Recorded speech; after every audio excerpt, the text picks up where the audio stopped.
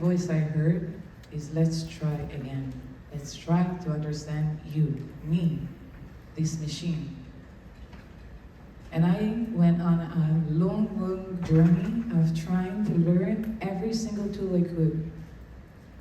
Everything I can imagine. And every tool, it helped me to reach that better version that I was expecting to be. Right before October 7th, if to be specific, in July 2023, I was celebrating my 40th birthday, a new decade. And I was in my peak point in life. This journey that I took, it gave me meaning, it gave me purpose. I got to know myself, I was so excited. It's like I got to know a new friend. And I took some challenges with myself to break these boundaries in my head, to break all limited thoughts. And it helped me, every single one of them. Well, the last challenge I took, and I even wrote it in my schedule over the phone, was surrendering to the unknown, the journey to the unknown. Because I know that I committed to see the signs, and I committed to see everything on the way. I committed to see the people, I committed to see the view, I committed to see everything. So I bought myself a plane ticket to Thailand. I didn't book anything. I didn't book no hotels. I didn't know who I'll meet on the way. I flew by myself.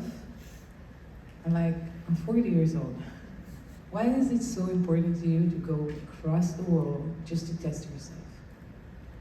Well, I had to take myself to the extreme. I was scared at the beginning, but then I stepped, my first step into the airport. That's how my whole journey in Thailand looked like.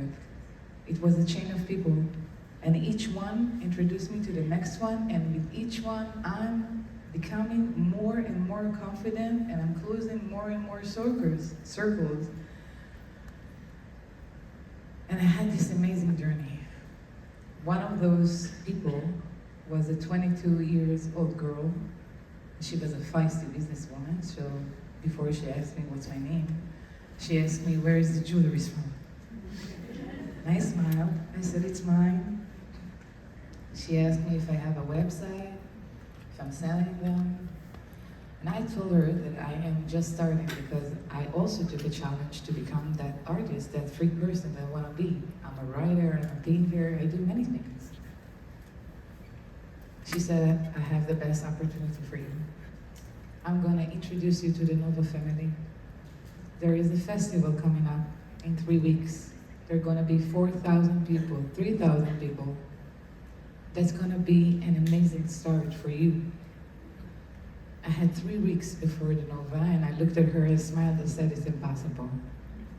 I assembled in everything by hand, one piece to each person. Because I truly believe that it belongs to one person only. Well, she looked at me back with her business face, and I said, okay, fine. Well, I learned that all the impossible is so very much possible if I'll just choose to. So I came back home, and for 3 weeks, I worked day and night. I worked hard. On October 6th, I came with two situations. On one hand, I look to my back and I see on the floor, my entire shop is ready to go. I made it. I see the logo, I see the designs, I see everything. I made it. On the other hand, I'm very, very, very spiritual. I'm very connected to myself. I'm very aware to my physical body. And I was resisting. A funny fact, that's my first festival to go to, and I'm not working on Friday and Saturday for almost 2 decades, especially not in holidays. And I couldn't understand how it happened. I was confused. I was supposed to leave the house at 1 p.m., and my friend waited and waited. Around 5 p.m., she looked at me, she said, what's up? Let's go. I said, you're right. I grabbed the door handle, literally held it, looked at her, and I said, maybe we shouldn't. Maybe you should stay home. I have too much resistance that I cannot explain. She smiled, she said, "You're excited, let's pick up and go." And that's what I did. I packed up everything, went on the car. We got the location an hour before. I didn't know even where I'm going to. I was like focusing in taking off this anxiety out and be focusing in my happiness of opening my business for the first time. So we reached to the Nova, and I was taught that whatever I put my focus on, that's what will grow. So I didn't see the premises. I didn't see that there is 2 dance floors. I didn't see that there is even a tent area. I didn't see anything. All I saw is my shop, and that's it. And I was proud. I took a step back, I smiled, I see it. It's built up, it's mine. My dream came true. And then I waited for another hour, and another hour, and another hour. And around 1 a.m., the producer came across my shop and they say, "It's beautiful, but it's not enough." All I heard, "You're gonna sell everything." I was happy. Well, 1 a.m., 2 a.m., 3 a.m., 4 a.m., nothing is happening, and that was weird, because usually the market is packed with people. That's what I was explained. But nobody came. They all went straight to dancing. Well, at one point I set my friend to sleep. I was having very confusing feelings. And when it's too much for me, I just send it to the sky. So I looked up, I said, "Hello, my friend. I know you're not working on Friday and Saturday. But if you can send me a clarification, a message, a sign, something just to, because I want to go home." I literally was handed a physical note at the same minute, at the same second. Because I was confused, I just grabbed the note before I looked at the person. I opened that note and it was saying, "There is logic in the craziness, and there is no life without giving life, the scale of life." I repeat, there is logic in the craziness. I'm having craziness. I raise my head up. I see an old lady, 66 years old, dressed up, having her 3 children behind her. Her name is Mona. You can look up her story. She's having a crazy story. But she handed me with that note because what I was explained, that she gets signs or messages, she writes them on paper, and she passes them to randomly to people. I got that note. I looked at her, I said, "Is this supposed to make me feel better?" She just smiled. She said nothing and walked away. And I was left with that panic, which was growing by the hour. But when 6 a.m. arrived, something happened. The sunrise came up. And I just came back from Thailand, I've seen so many sunrises. But this one in particular, it was different. At 6 a.m. in the morning, after the entire night happened, it's the minute that you see the faces of the people. And everybody is happy. I sat down the entire night, covered up with any fabric I could find, drinking tea, sitting on a chair next to my shop. 6 a.m., I see happy people. This is not my scene, but that's a beautiful community because I saw the difference in a second. Different ages, different occupations, different nationalities, different cultures, but at the same second, everybody on the same frequency, celebrating freedom. That was beautiful. So nothing happened. I didn't sell anything. That's maybe what he wanted, not to sell anything on Shabbos.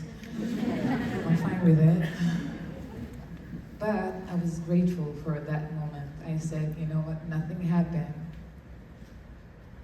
I basically came before Shabbos happened, so I didn't do anything. I'm gonna leave after. But thank you so much for this moment.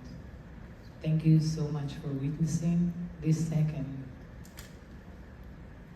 29 minutes after that moment, two rockets in the sky, everything changed.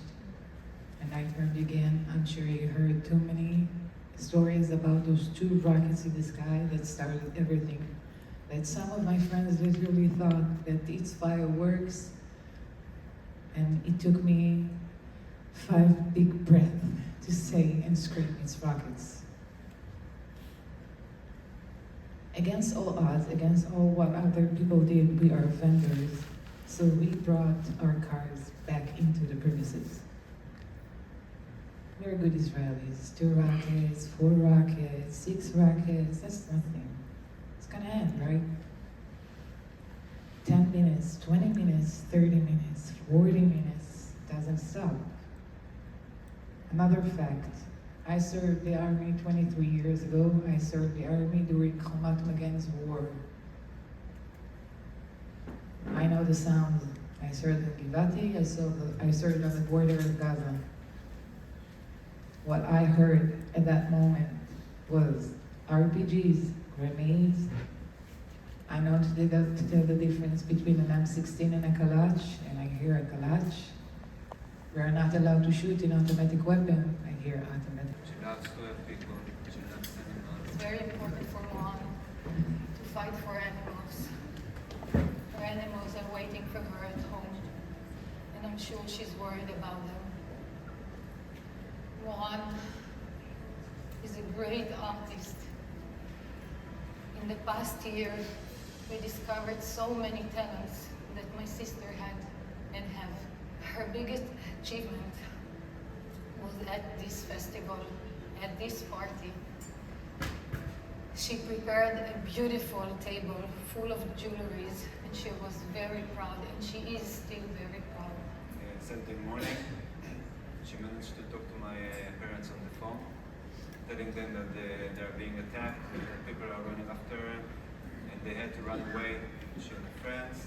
Last call that we got from Iran was about 8:30 in the morning. She's telling that they are being running from terrorists and running away from the attackers, and that she's losing her battery. That's the last time that we heard from Iran. Later on, we tried to understand what happened since then, and we managed to find a few friends that were with her, that managed to come back home. They told us that they were on the run. During that, they've been ambushed by a few times, and finally they had to split up. And the point of the split, that's the last point that we know that Ron has been there. Later on, many friends and family would try to find any clue on the social networks and on the internet, trying to figure out what happened there. We found a clip which shows that one been kidnapped, and that's it. That's the last video that we have seen. We never heard from her since. Since then. We're looking for try to look for more clues, and that's the only thing that we know so far. I believe in you, and I believe in your strength, and I believe in the world, and I believe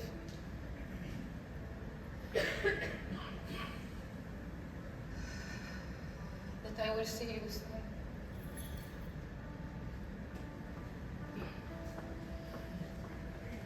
Severe panic attacks, one after another.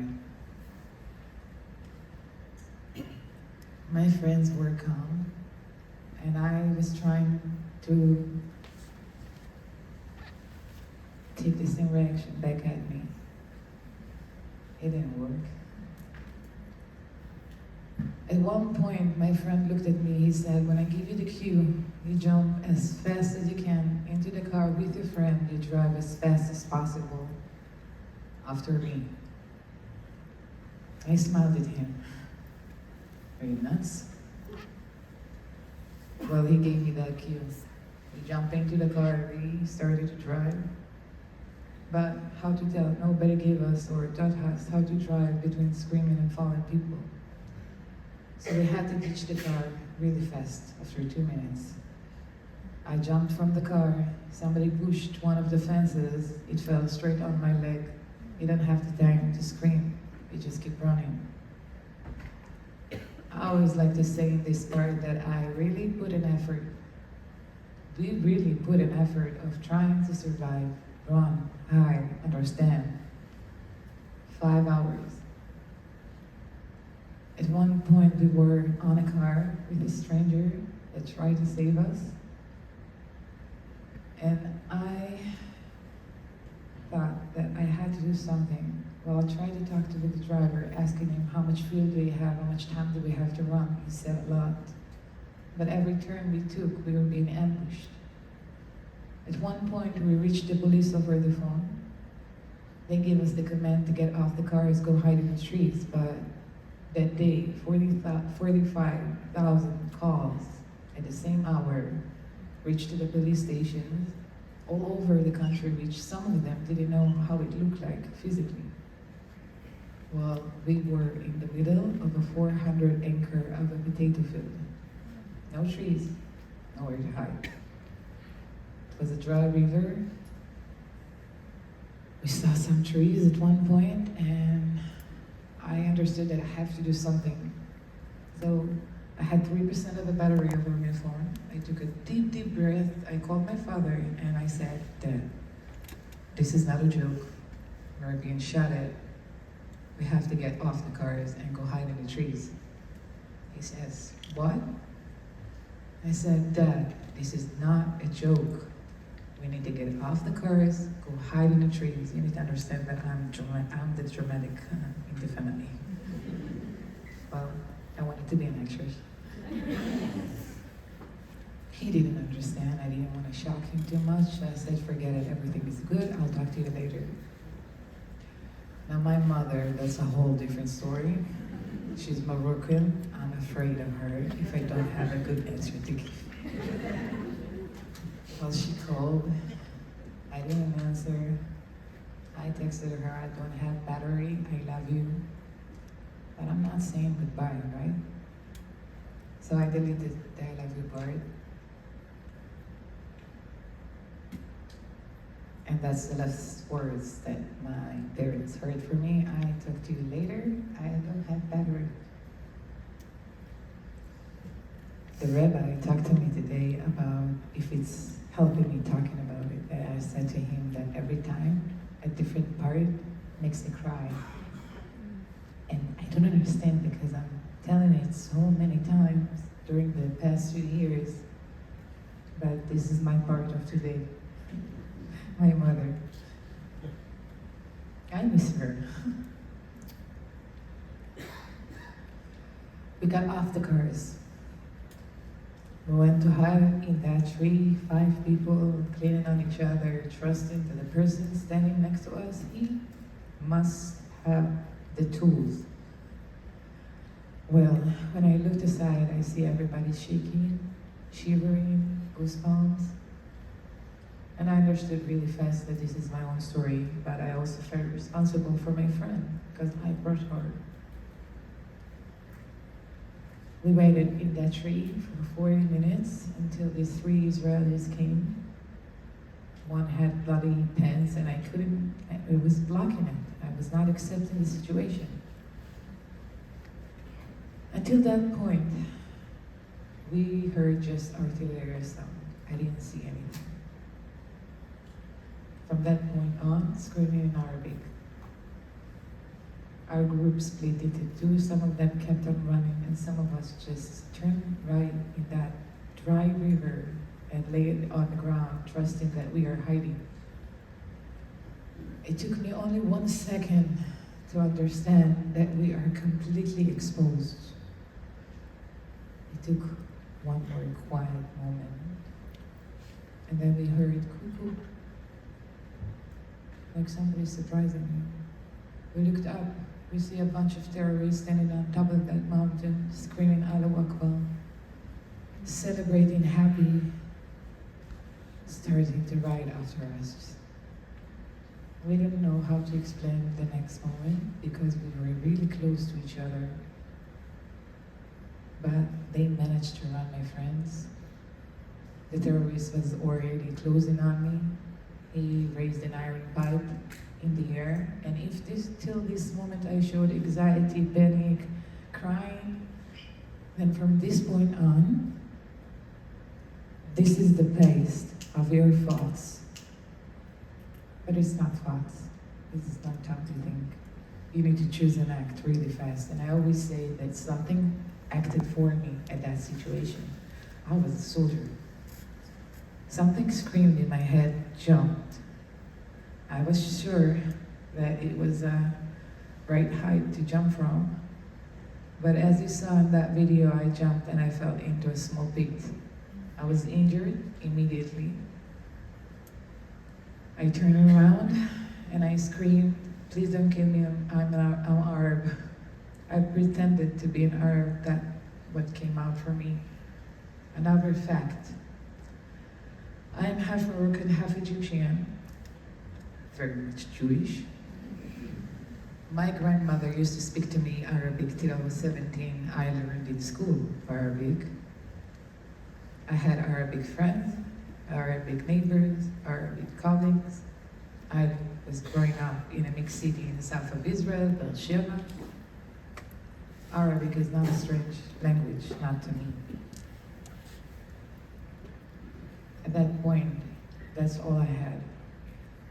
5 words in Arabic, a necklace carrying my name in Arabic that I received a month before as a present from my Egyptian supplier, my jewelry supplier. And when he gave me that necklace, I smiled to him respectfully and said, "Okay, put it on." But I thought in my head, like, the minute I'm coming back to Israel, I'm taking it off. My mother also, on the evening of the holiday, this Moroccan stiff woman, take it off. I said, "Mom, there are things that I cannot explain. I just need a little bit longer." That necklace eventually saved me twice. I was caught 3 times. At the first time, I pretended to be an Arab. I presented that necklace using my 5 words in Arabic, lots of manipulation. That's the video you saw. I managed to be released from that situation. The second time I was caught not longer after was by 10 Hamas terrorists. All I had in my head was what I did the first time. So I pretended to be an Arab again, showed that necklace, using these 5 words in Arabic and tons of manipulation. And they decided to release me as well. At that moment, I was completely confused. And that's it, what is happening? I found myself in the middle of that potato field again. And I decided to do the one thing that we were not allowed to do on that day, which is screaming really loudly. I called to the IDF, I called to the army. I heard silent for a second, and I really believed that whatever is happening is over. But then I heard screaming from my back. I looked to my back, and I had time to count them. I see 13 Hamas terrorists riding towards me. I didn't have that necklace anymore. I gave it as a present, thank you. I gave it as a present, as a bribe to the second group that got me. But something told me in my head while they were coming, let go. And I remember that I answered it out loud. I said, let go to what? When they came, there was no talking anymore. It was very much aggressive. It was very much violent. They dragged me from that spot they caught me, starting by foot. I had the time to see it, to see a bunch of terrorists on my left side, a bunch of them on my right side, a bunch of them are around beating me up. And one of them is taking a video of that situation. I didn't get that video till today, but I got to see my face for a second. I was terrified. That's like a very minor word. But all I had in my head at that point is, do you remember that you just took a journey to the unknown, surrendering in the most positive way? sometimes you need to be careful what you wish for. That was quite a challenge. At the beginning, one of the terrorists, he saw all of my jewelry, most of them. He decided to rip them off. He ripped off 7 necklaces at once. He ripped off 5 bracelets from my right hand, 16 rings at once, almost cutting my hands off. When he reached to my left hand, and I have that scar till today, it was harder for him. I had thicker bracelets. When he cut them off, he accidentally carved on my hand the first letter of God's name. In Hebrew, it's Hey.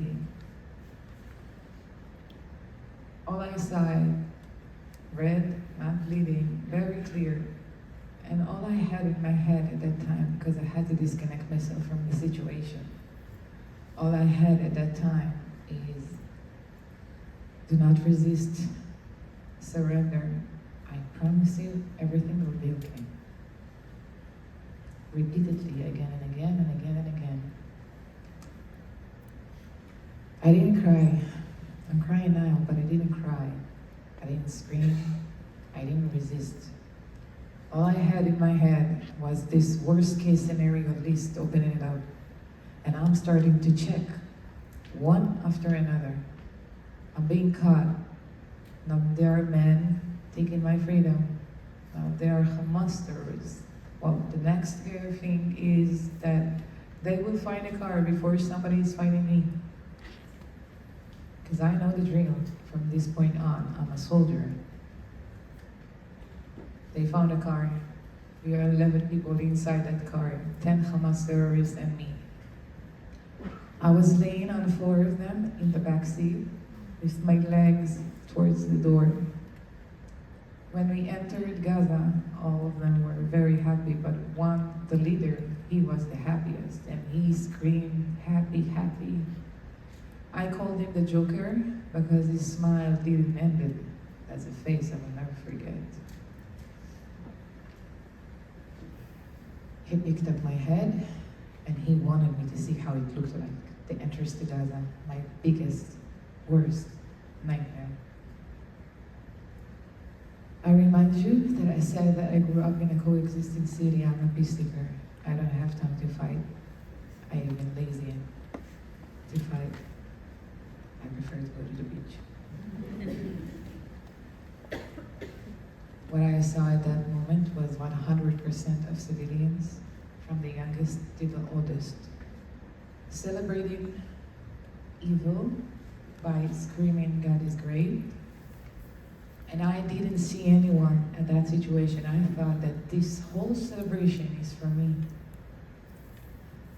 I have my experience in knowledge what happened to other soldiers in these situations. And I said, I closed my eyes and I prayed really loudly. I said, one good hit to the head and I will not feel anything.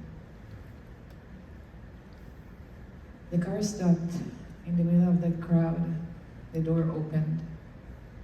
I felt them trying to pull me out. I felt iron pipes go straight into my knees. I didn't have no way to protect myself, but I had my nails.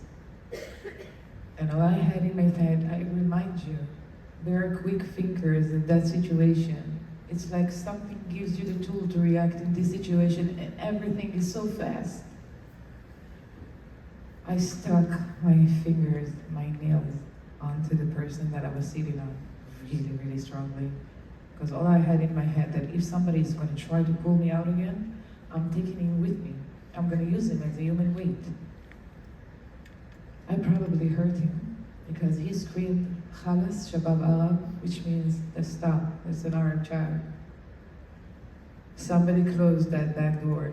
Somebody jumped into the driver's seat, and I was saved from that situation. It's very twisted to say saved when I'm in the middle of Gaza, right? Well, I had to count the miracles that happened to me on that day. On the Nova, one of the officer, when I was still in the premises of the Nova, an officer came to me, not arguing with officers. She really argued with me to come with her.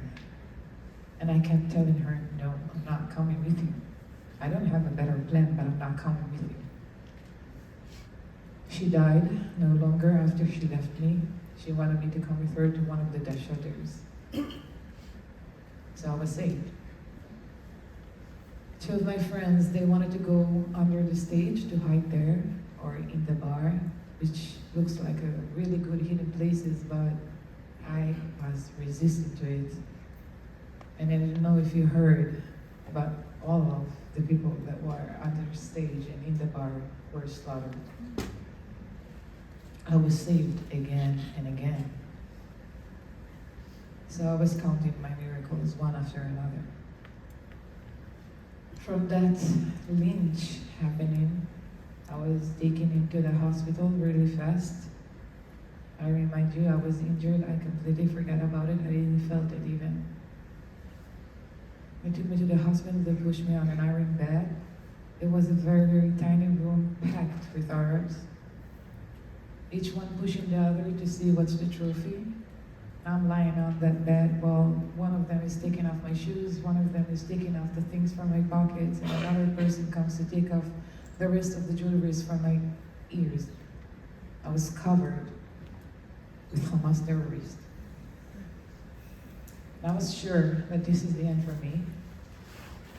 But at that point, I saw one of them is putting a cast on my leg, on my right leg.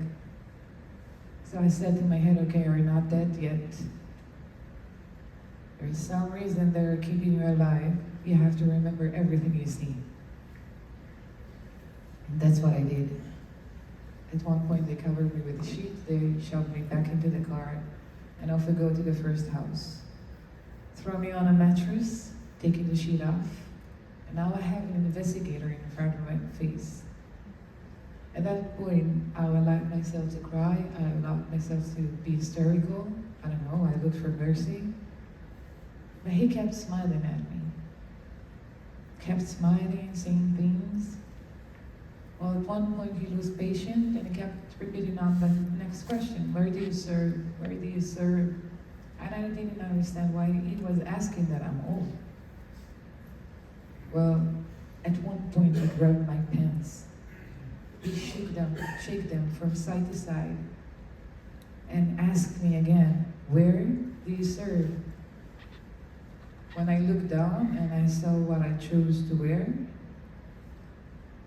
I stopped crying in a second and I understood that I'm a much, much bigger problem. I chose to wear army look-alike uniform at that day, but the exact army pants. I had army boots on me,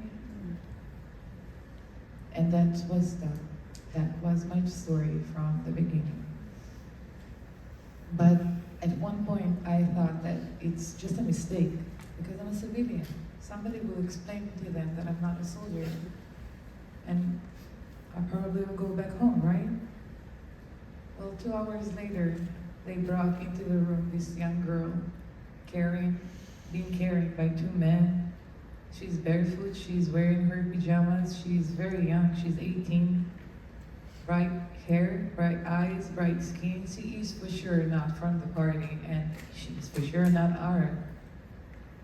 But they push her to the back of the room, and we are not allowed to communicate for 3 days, not even to look at each other.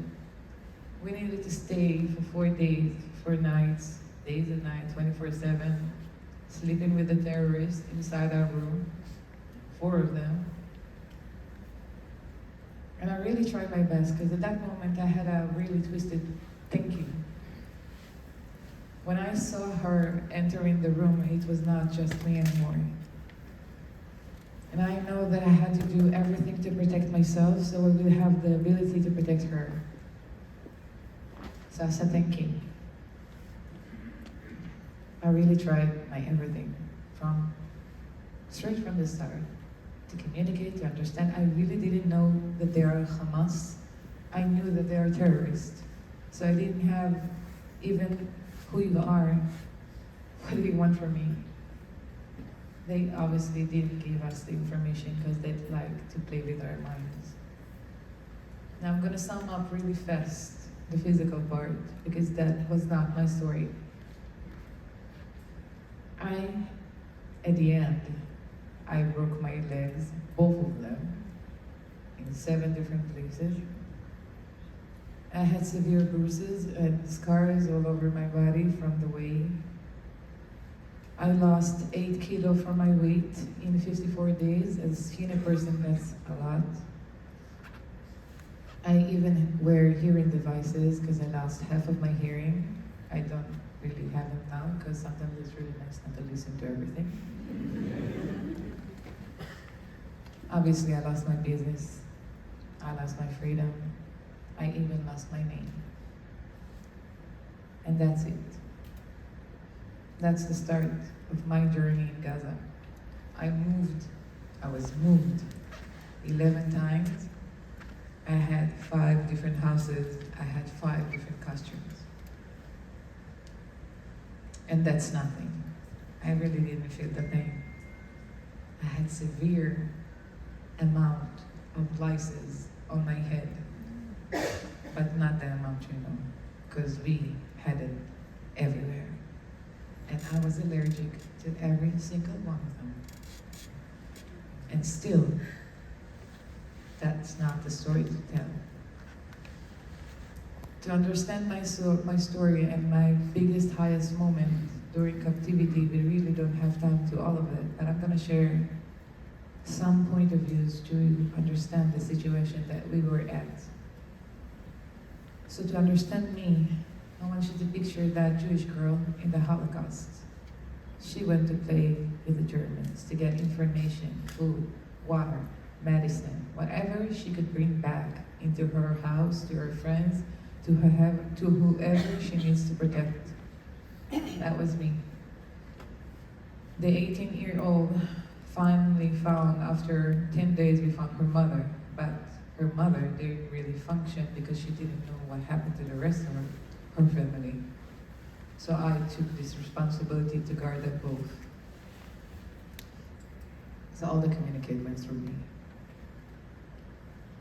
All the entertainment, everything. I had a pack of cards that was my communicator. And one day they forced me to play with them for 14 hours straight. No food, no water, no going to the bathroom. I'm still Moroccan. So I said something wrong. They laughed at me, they mocked me. But at that point, they stopped laughing really fast. And a gun pointed to my head really fast. They threatened to kill me every single day in so many ways. That was the first time I was gun pointed to my head. That was reality. But I survived that night. He didn't shoot. And that was another miracle to my list.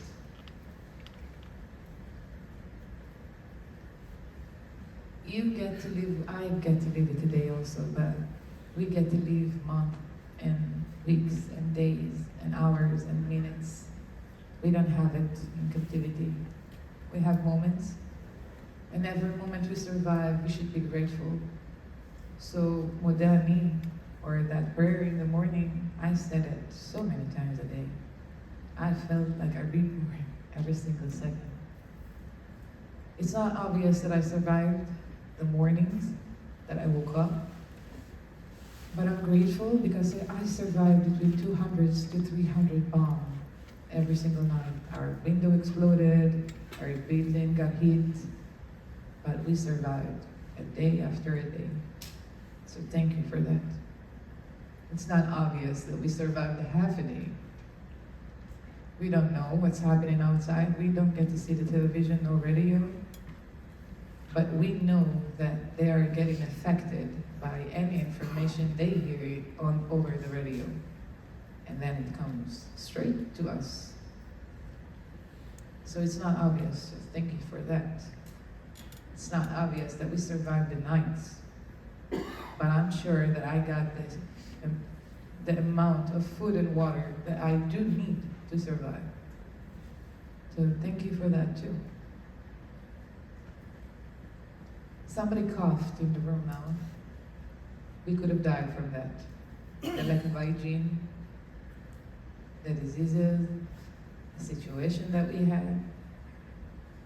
So one day, I woke up in the morning, I was very optimistic on that day. I was so hungry, but I smelled that, I recognized the smell coming up from the kitchen and I couldn't really put the finger what it is. When he entered the room, he entered with an Egyptian dish. But it doesn't look so good, but all I saw, I smiled, a big smile at that moment, because all I saw is mineral, vitamins, iron, everything that can keep me survive another day, make me stronger. I forced the two other girls to eat, but they refused to touch it. So I smiled in the back of my head, that it's all for me. I ate it all. I even smiled. And 2 hours later, I had really severe food poisoning because they gave me expired cans of food to eat. And I always say Hashem gives each and every one of us the amount of the things that he needs to deal with it if he has the tool to do it. So I was happy I was the only one that ate it, and it didn't infect the two other girls. On the end of that day, my heart was on 180 pulse. I couldn't stand anymore. They literally needed to carry me. I had 20 milliliters of salty water, budget, for 2 days. My body kept rejecting it, so I didn't want to touch it, I didn't want to waste it, so I kept it, I didn't touch it. I was starting to say goodbye in my head. For my family, I couldn't believe that this is how it's going to end, but I was done. When I woke up in the morning, I couldn't even say in my head, thank you. I was shocked that I woke up, but I couldn't move. If you want to picture it, on my Instagram, there is an animation that shows how I looked like a corpse. My head on the floor, my body on the mattress, my head open wide. When the terrorists came into the room, I remind you, we didn't have any information from the outside, but Dee had a small radio that he used to play with the station. Sometimes we used to get an Israeli station for maybe 2 seconds. He got into the room, stand on top of me to see if I'm still breathing, played with his radio, reached to an Israeli station. How many are you understanding Hebrew? Raise your hand. Okay. I'm gonna say it in Hebrew, I'm gonna repeat it in English. He stopped on the next part from an Israeli song. Shema Yisrael Elohai, Ata Kol Yachol. And then he switched the station. What I just said is a part of a song saying, God, you're the greatest, you can do everything. I tried in my head to remember how this part of the sentence ends. Tried, and then I remembered it ends with, because I don't have power anymore. I have to have you because I don't have power anymore. In my head, I really understand what it means, the weight of a word. So I changed those words, and I sang that song, but I said eventually, because I have all the power in the world to get up on my 2 feet. Repeatedly, again and again. Eventually, by the end of that night, I managed to eat a little bit, managed to drink a little bit. And for me, I was marking another miracle to the list. On another day, well, that was not an optimistic day, not so be it. That was the worst day of me in captivity. Because I woke up in the morning and I started to say the word think. I couldn't continue. I said, I believe in you, but I'm so angry today. I get to ask all the why questions in the world today. Why am I here? Why is it happening? Why people choose evil? We're in 2025, 23, 24. But I also learned that why doesn't get me anywhere.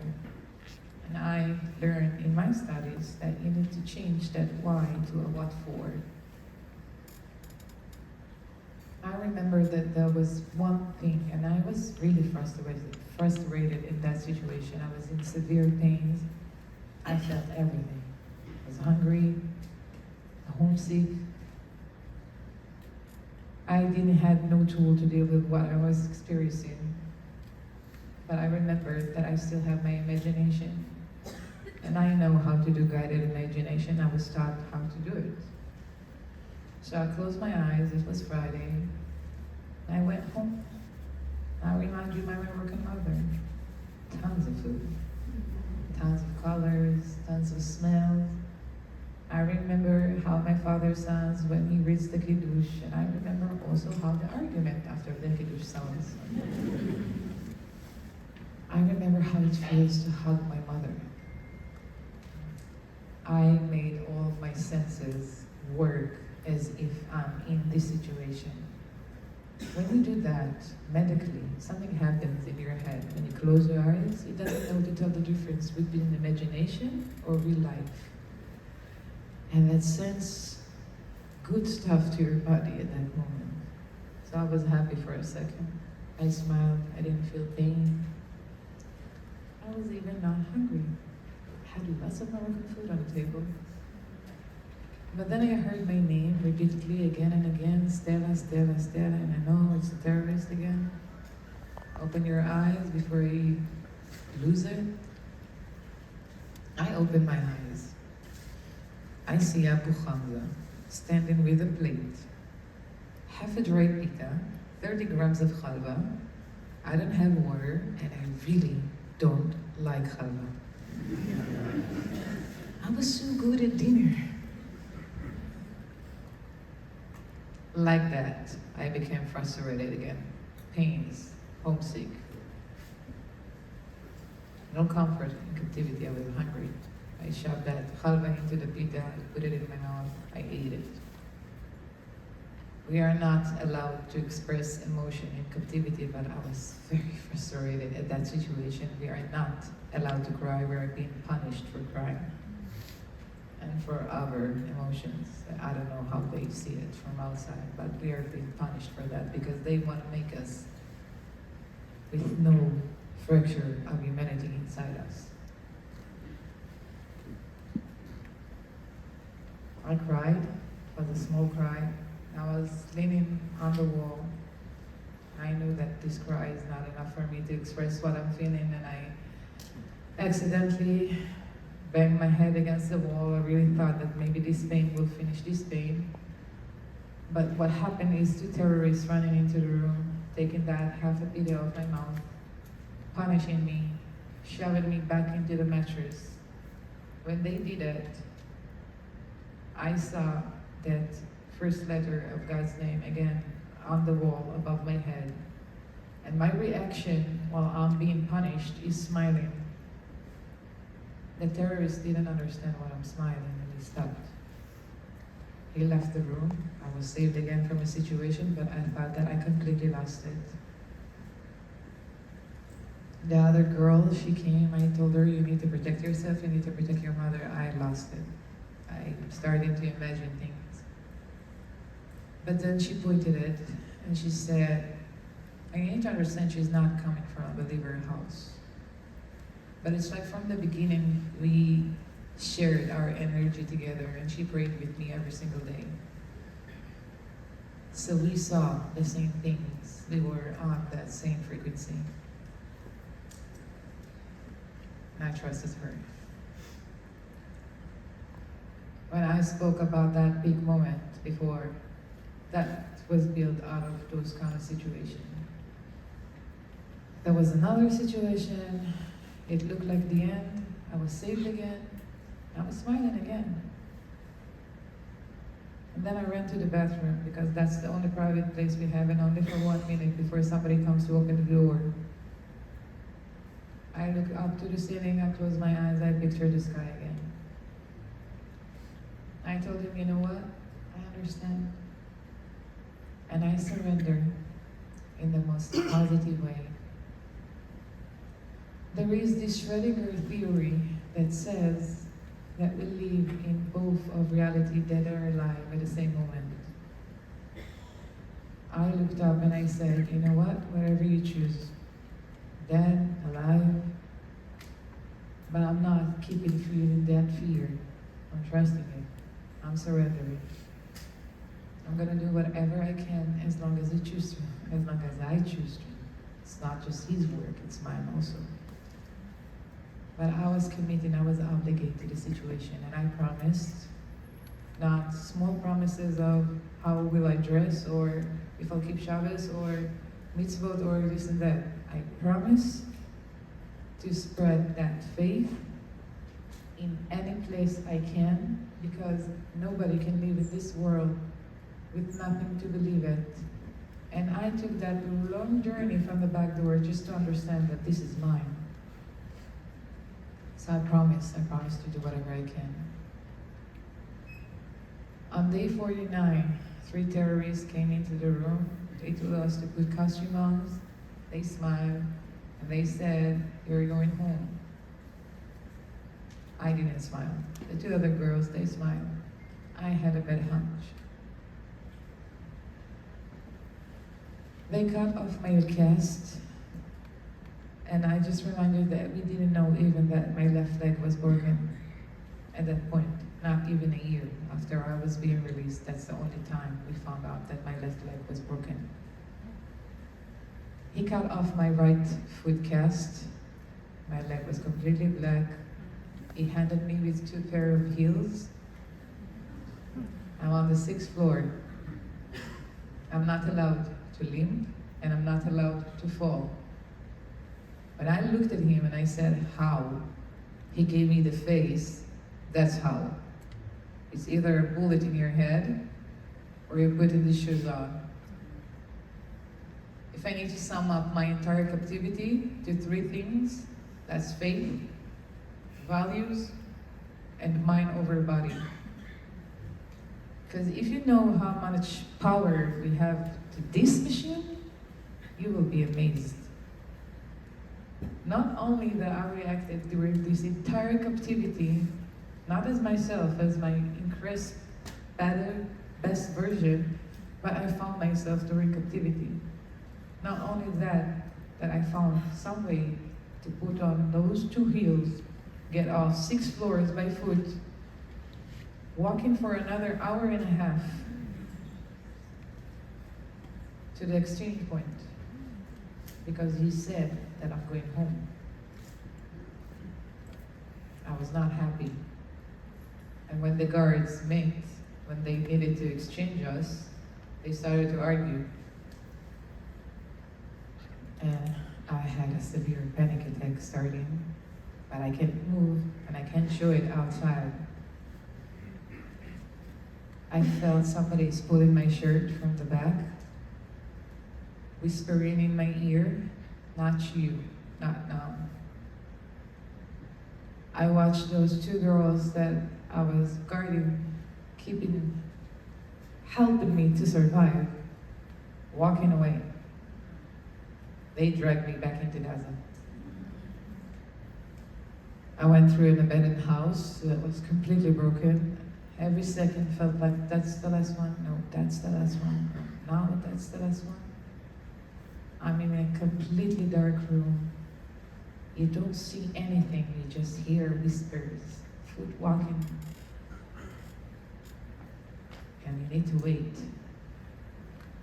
He opened my eyes, he turned the flashlight on. He didn't show his face. What I saw in that moment was a ski mask. He pointed with his flashlight to put it on my face.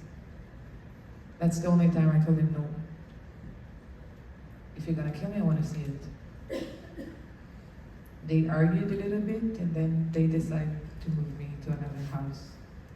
In that house, I met 3 more hostages, and in that house, for 4 days only, I was not the leader anymore.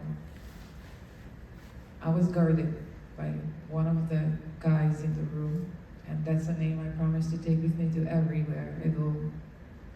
Itai Swilski. Itai was 38 years old. He was a cultured, positive person, He's one of the nicest persons that I met in my life. I didn't have that long time with him, but every second felt like forever. And what his sister said to me is that it's amazing how you guys met so deeply, 2 days. Itai was guarding me, and do you remember that pants, that soldier thing from the beginning? Well, that got really big in time. Now they discovered that I'm half Moroccan, half Egyptian, and they called me an Arab that betrayed her culture. From that point on, they didn't believe me that I'm 40 years old, not married, not having children. That must be a cover story. They called me a Shabak soldier at one point. They really believed that I'm high rank. I didn't came from the party. I came straight to Gaza by myself. One of the soldiers told them that I took my shirt with my ranks and threw it in the field, throw my weapon in the field, and went straight into Gaza.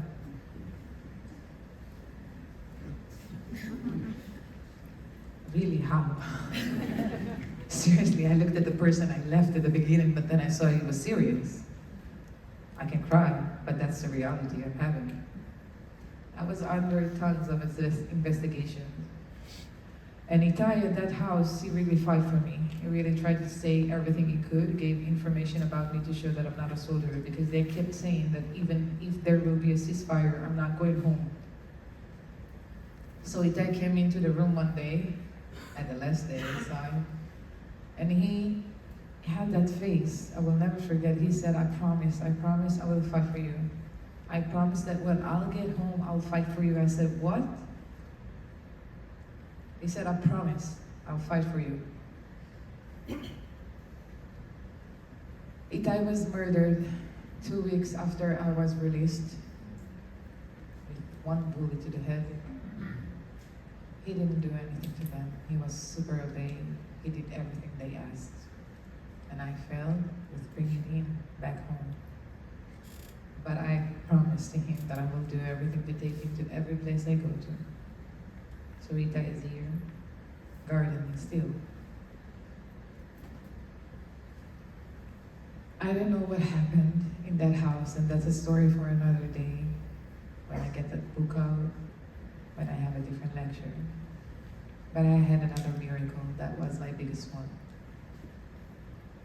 Because really, I don't know how to explain to you how they forced me to believe that I'm seen there in Gaza. I started to prepare myself to the worst. To be sold, to be married. I prepared myself to the worst. But then one day, one of the leaders came into the room. He did eeny, meeny, miny, moe 3 times without saying who's the winner. And then he stopped his finger on me. Obviously, I didn't believe him. They fooled me 4 times to that point that I'm going home. And I really believe that this is it. This is my execution. So I said goodbye to the girl in the room. I told her that she must insist to tell them to bring another person to be with her. She would not stay by herself. I stole one hug, because we were not allowed to hug, because I didn't want to die without a hug. They covered my eyes. We left that house. That was the furious move that I had. I felt 2 hands grabbing me. I felt another 2 hands grabbing me, and another 2 hands grabbing me, and I couldn't see anything. Hear screamings, whispering, another screaming, another whispering. It's like somebody's chasing them. I'm not sure what's happening. Until we got to a point when one of them screamed at me, open your eyes. And I didn't want to. I remember I didn't move with my hands. Is this okay? Is this okay? You promise? He said, yes, open your eyes. I opened my eyes and I saw more hostages. And maybe it gave me some small comfort that I'm not going to be dead this second. And maybe we're going to get home. 27 hours. That's what it took. 27 hours. I call it like the last test. When you are on your steam of belief, you almost give up. And then after 27 hours, insist that this is happening against all odds, against all of my feelings.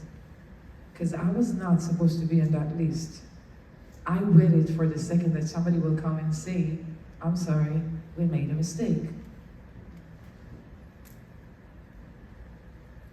But that second didn't come.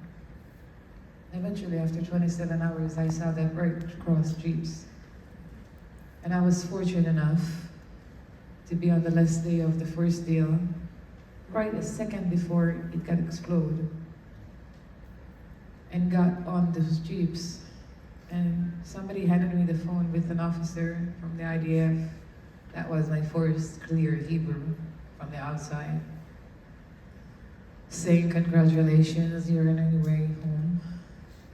Asking me, is everybody's okay? I said, yes, I'm injured, but I'm fine.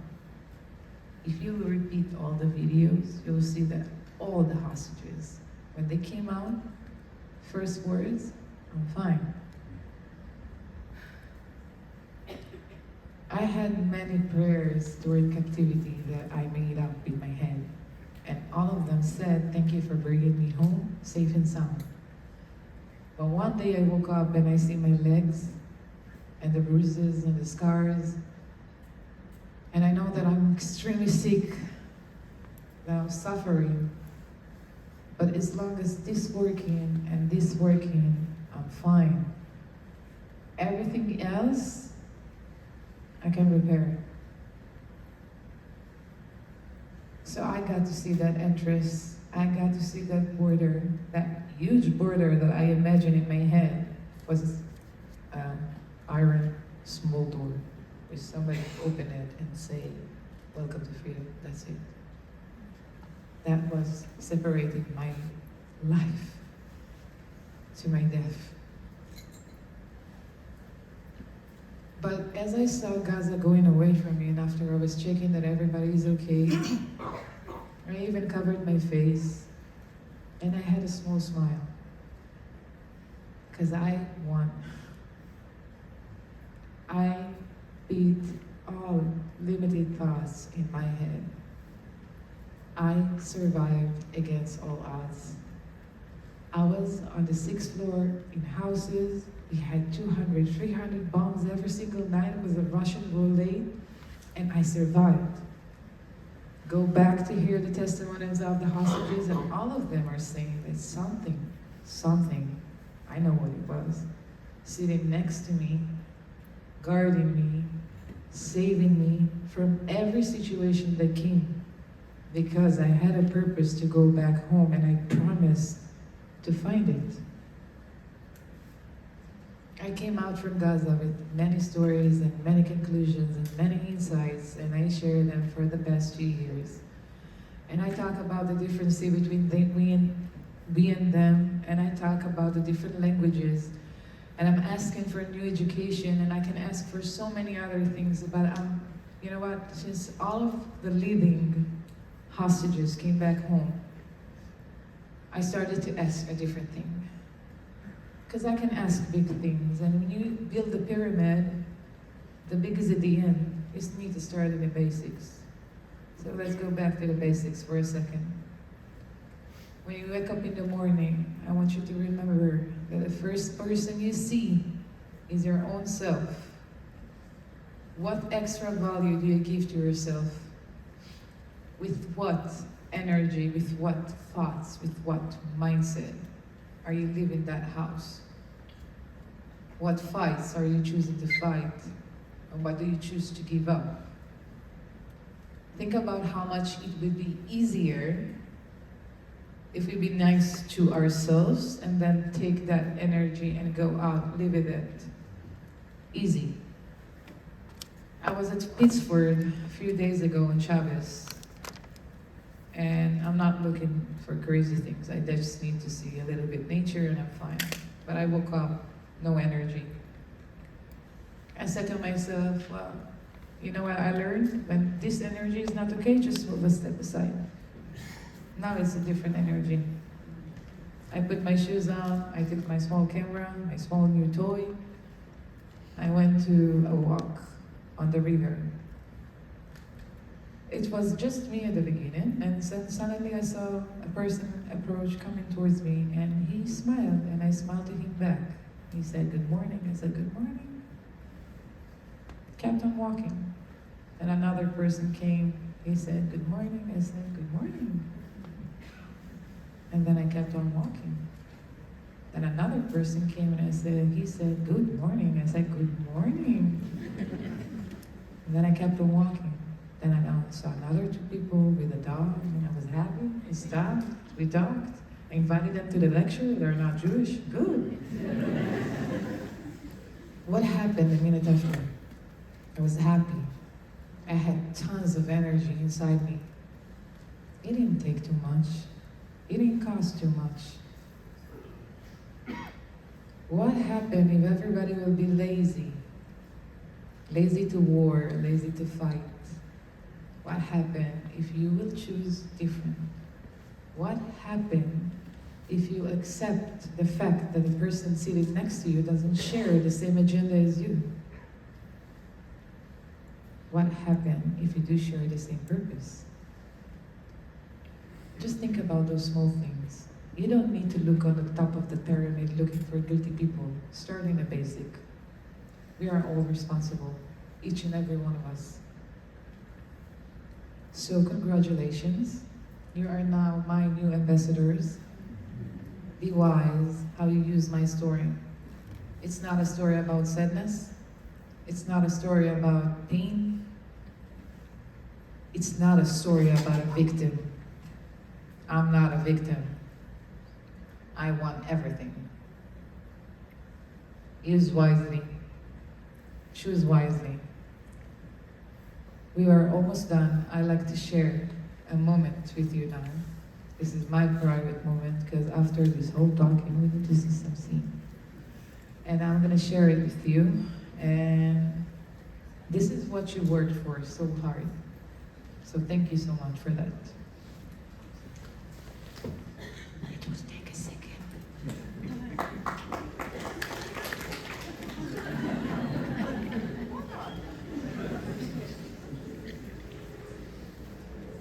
It's coming down.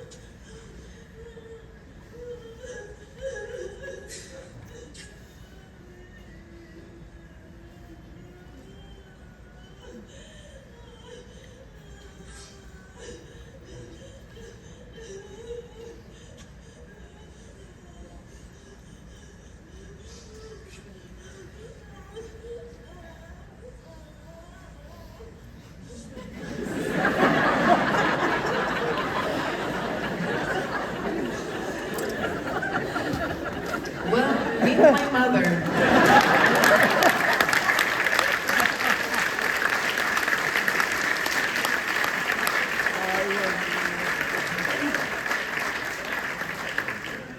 That's my story, and I like to finish with one last thing.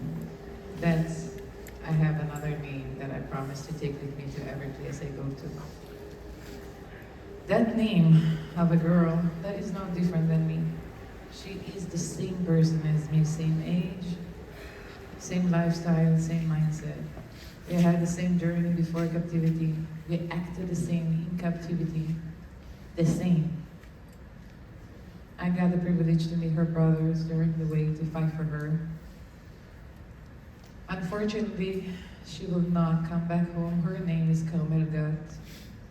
Carmel was a replica of me. We were the same person. Same age, same everything. I got to stay with this question for the rest of my life. Why me, not her? She was not considered as a soldier. She didn't do bad things. She was not problematic. Why did you choose me? I get to live with this question for the rest of my life. But I promise to Carmel that I will do my best every single day. And if the best of today is taken off my right foot off bed, then the best of today will be outside of the house. I will make an effort for all of those that went through the same as I will not be able to come back home again. Please remember that we are still fighting, and this fight is not ending, even after the last hostage will come back home. This fight is on. I don't want you to look at it as a fight. It's just new education. Please be worthy, please be better, and choose different. Thank you so much for coming today.